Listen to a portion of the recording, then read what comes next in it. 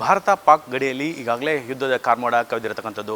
ಏನು ಪಹಲ್ಗಾಮ್ ದಾಳಿಯ ಒಂದು ಪ್ರತಿಕಾರವಾಗಿ ಏರ್ ಸ್ಟ್ರೈಕ್ ಮಾಡಿತ್ತು ಭಾರತ. ಇದೀಗ ಏನು ಪಾಕ್ನ ಸುಮಾರು 9 ಉಗ್ರರ ತಾಣಗಳಲ್ಲಿ ಏರ್ ಸ್ಟ್ರೈಕ್ ಮಾಡುವ ಮೂಲಕ ಸೇಡನ್ನು ತೀರಿಸಿಕೊಳ್ಳೋ ಒಂದು ಪ್ರಯತ್ನ ಮಾಡಿತ್ತು. ಆದರೆ ಇಂದು ಏನಾಗ್ತಿದೆ, ಪಾಕಿಸ್ತಾನದ ಒಂದು ಸರ್ಕಾರ ಏನು ಮಾಡ್ತಿದೆ, ಭಾರತದ ಒಂದು ನಾಗರಿಕರ ಮೇಲೆ ಒಂದು ದಾಳಿ ಮಾಡುವಂಥ ಒಂದು ಪ್ರಯತ್ನ ನಿನ್ನೆ ರಾತ್ರಿ ಮಾಡಿರ್ತಕ್ಕಂಥದ್ದು. ಇದೀಗ ಅವೆಲ್ಲ ಒಂದು ಡ್ರೋನ್ಗಳ ಮೂಲಕ ಒಂದು ನಾಗರಿಕ ಪ್ರದೇಶದಲ್ಲಿ ದಾಳಿ ಮಾಡಲು ಮುಂದಾಗಿರ್ತಕ್ಕಂಥದ್ದನ್ನು ನಮ್ಮ ಭಾರತೀಯ ಸೇನೆ ಒಡೆದು ಉರುಳಿಸಿರ್ತಕ್ಕಂಥದ್ದು. ಈ ಬಗ್ಗೆ ಈಗಾಗಲೇ ರಾಜ್ಯದ ಏನು ಗಡಿಭಾಗದಲ್ಲಿ ಭಾರತೀಯ ಸೈನಿಕರು ಕೆಚ್ಚದೆ ಹೋರಾಟ ಮಾಡ್ತಿದ್ದಾರೆ.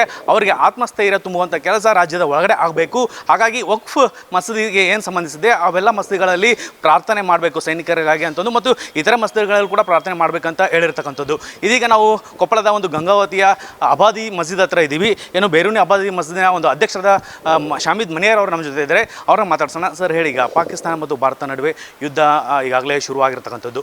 ಈಗ ತಾವೇನು ಹೇಳ್ತೀರಿ, ಈಗ ಈ ಭಾರತೀಯ ನಾಗರಿಕ ಪ್ರದೇಶದ ಮೇಲೆ ಅವರು ಪಾಕಿಸ್ತಾನದವರು ಈಗ ಒಂದು ಯುದ್ಧ ಮಾಡಲು ಸಜ್ಜಾಗಿರ್ತಕ್ಕಂಥದ್ದು, ಈ ಬಗ್ಗೆ ತಾವೇನು ಹೇಳೋಕ್ಕೆ ಇಷ್ಟಪಡ್ತೀರಿ?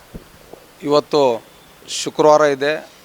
ನಮಗೆ ವಕ್ಫ್ ಇಲಾಖೆಯಿಂದ ರಾಜ್ಯ ಸರ್ಕಾರದಿಂದ ಏನು ಆದೇಶ ಇತ್ತು, ಇವತ್ತು ನಮಾಜಿ ಆದ ನಂತರ ನಮ್ಮ ಭಾರತೀಯ ಸೈನಿಕರಿಗಾಗಿ ನಾವು ನಮಾಜಿ ಆದ ನಂತರ ದುವಾ ಮಾಡ್ತೇವೆ.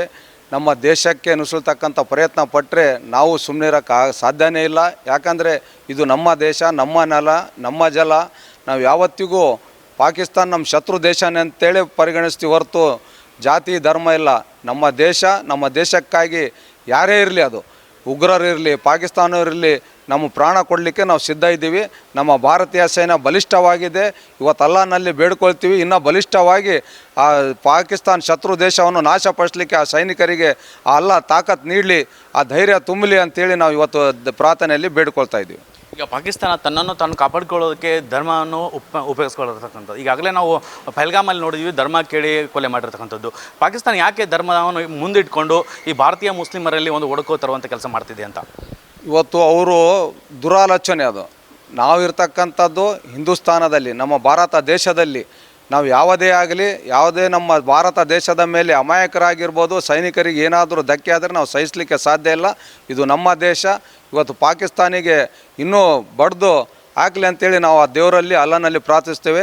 ಆ ಧರ್ಮ ಗಿರ್ಮ ಜಾತಿ ಏನಿಲ್ಲ, ನಮ್ಮ ದೇಶ, ಇದು ನಮ್ಮ ಹೆಮ್ಮೆ. ನಾವು ನಮ್ಮ ದೇಶಕ್ಕಾಗಿ ಪ್ರಾಣ ಕೊಡಲು ಸಿದ್ಧ. ಈಗಾಗಲೇ ಉಗ್ರರು ಏನಾಗಿದೆ, ಕೆಲವೊಂದು ಕಡೆ ಧರ್ಮವನ್ನು ಕೇಳಿ ಈ ರೀತಿ ಒಂದು ಅಟ್ಟಹಾಸ ಮೆರೆತಿದ್ರೆ ಕಾಶ್ಮೀರದಲ್ಲಿ ಖುದ್ದು ಮುಸ್ಲಿಮರನ್ನು ಕೂಡ ಅವರು ಕೊಲೆ ಮಾಡಿರ್ತಕ್ಕಂಥದ್ದು. ಅದ್ರ ಬಗ್ಗೆ ತಾವೇನು ಹೇಳೋಕ್ಕೆ ಇಷ್ಟಪಡ್ತಾರೆ ಅಂತ? ಅವರು ಮೂರ್ಖರು. ಅವ್ರಿಗೆ ಯಾವುದೇ ಜಾತಿ ಧರ್ಮ ಅವ್ರಿಗೆ ಮಾನವೀಯತೆ ಇರತಕ್ಕಂಥ ಉಗ್ರರು ಅಂದ್ರೆ ಏನೋ, ಅವ್ರಿಗೆ ಮಾನವೀಯತೆ ಇಲ್ದವರು. ಇವತ್ತು ಅವರಿಗೆ ಏನಾದರೂ ಮಾನವೀಯತೆ ಇದ್ದರೆ ಅಮಾಯಕರನ್ನು ಕೊಲ್ಲತಕ್ಕಂಥ ಕೆಲಸ ಮಾಡ್ತಿರಲಿಲ್ಲ. ಅವ್ರ ಜಾತಿ ಧರ್ಮ ನೋಡಿ ಮಾಡ್ತಕ್ಕಂಥದ್ದು ಒಂದು ಕೆಟ್ಟ ಹೆಸರು ತರಿಸಲಿಕ್ಕೆ. ನಾವು ಮುಸ್ಲಿಂ ಸಮಾಜ ಆಗಿರ್ಬೋದು, ಇವತ್ತು ನಾವು ಭಾರತ ದೇಶದ ಪರವಾಗಿದ್ದೀವಿ. ಯಾವತ್ತಿಗಾದರೂ ನಾವು ನಮ್ಮ ದೇಶಕ್ಕಾಗಿ ನಾವು ಹೋರಾಡ್ತೇವೆ. ಮುಂದೆ ಅವಶ್ಯಕತೆ ಬಿದ್ದರೆ ಇಡೀ ಒಂದೊಂದು ನಮ್ಮ ಏನು ವಂಶ ಇರ್ತೈತೆ ಮುಸ್ಲಿಮ್ಸ್ ಪೀಳಿಗೆಗಳು, ಸಣ್ಣ ಸಣ್ಣ ಹುಡುಗರು ಸಹ ಇವತ್ತು ಪಾಕಿಸ್ತಾನ ಮೇಲೆ ಅಟ್ಯಾಕ್ ಮಾಡ್ತಕ್ಕಂಥ ಕೆಲಸ ನಮ್ಮ ಭಾರತ ದೇಶದ ಪ್ರತಿಯೊಬ್ಬ ಮುಸ್ಲಿಂ ಪ್ರಜೆ ಮಾಡುತ್ತೆ.